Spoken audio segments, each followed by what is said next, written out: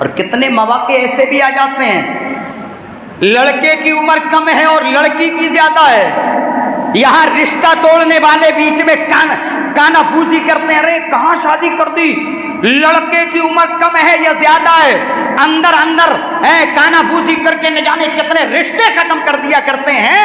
میرے بھائی جو لڑکی کی عمر زیادہ ہے لڑکے کی کم ہے، کیسے شادی کر رہے ہو؟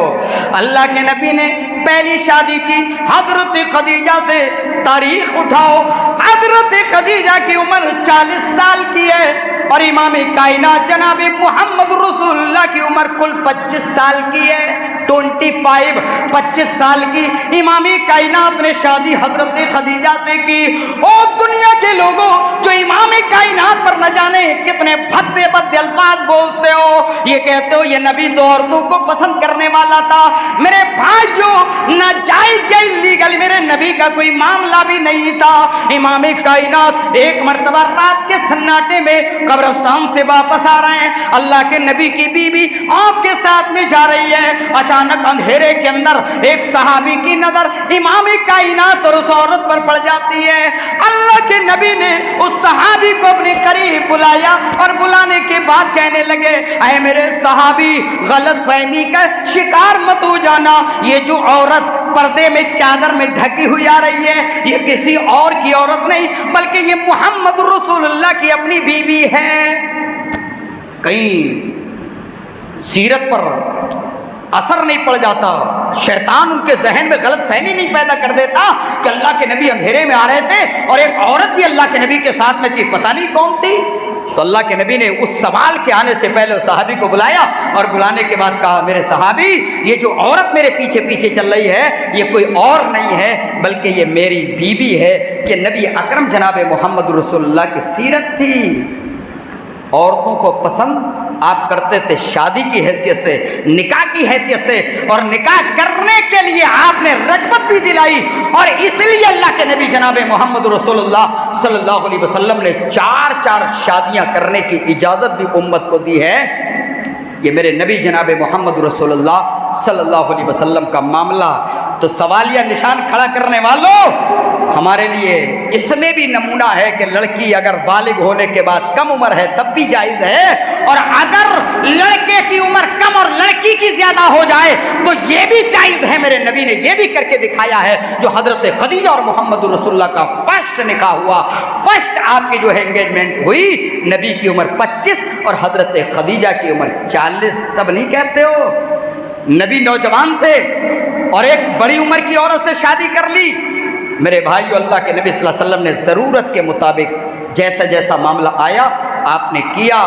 بہرحال یہ تمام ان چیزوں کے اندر نبی اکرم جناب محمد رسول اللہ صلی اللہ علیہ وسلم ہمارے لیے نمونہ ہیں، ہمارے لیے آئیڈیل ہیں۔ اور ایسے سوال اٹھانے والے اگر خود اپنے دھرم کی بھی سمیکشا کر لیں، اپنے دھرم کی بھی اسٹڈی کر لیں اور اپنے دھرم کے بارے میں بھی جانکاری لے لیں تو ایسے ثبوت مل جاتے ہیں جہاں 6 سال کی عمر میں شادیوں کے معاملے موجود ہیں، لیکن ہم ادھر نہیں جانا چاہتے۔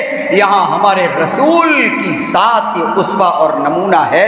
ہر چیز کے اندر کھانا کیسے کھایا جائے گا، ٹوائلٹ میں داخل ہونے کا طریقہ کیا ہے، ٹوائلٹ میں بیٹھنے کا طریقہ کیا ہے، داخل ہوا جائے تو طریقہ کیا ہے، نکلا جائے تو کس طریقے سے، سویا جائے تو کس طریقے سے سویا جائے، اٹھا جائے تو کس طریقے سے اٹھا جائے، تجارت کس طریقے سے کی جائے، لوگوں سے لین دین کیسے کیا جائے، اپنوں کے ساتھ میں کیسے رہا جائے، غیروں کے ساتھ میں کیسے رہا جائے، اپنے ملک کے اندر کیسے رہا جائے گا۔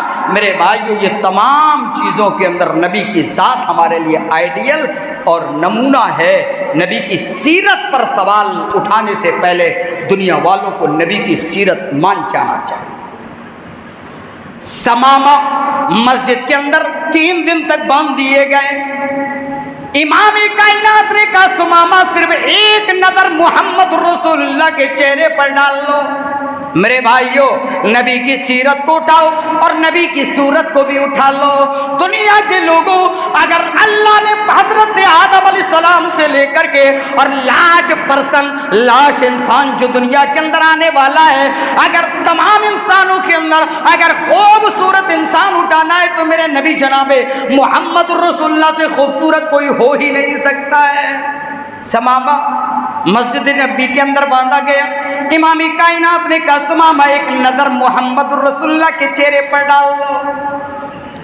سمامہ نے کہا لم ارا اقبہ وجہ کا، اے امام کائنات آپ کے برے چہرے سے برا چہرہ، آپ کے چہرے سے برا چہرہ تو میں نے زمین پر دیکھا ہی نہیں ہے.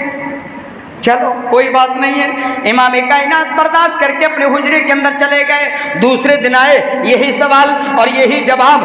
تیسرے دن آئے امام کائنات نے کہا سمامہ میری اس بستی کی طرف نظر ڈال لو، خوبصورت بستی ہے. کہنے لگے نہیں، اس بستی سے بری بستی تو مجھے کہیں نظر ہی نہیں آ رہی ہے.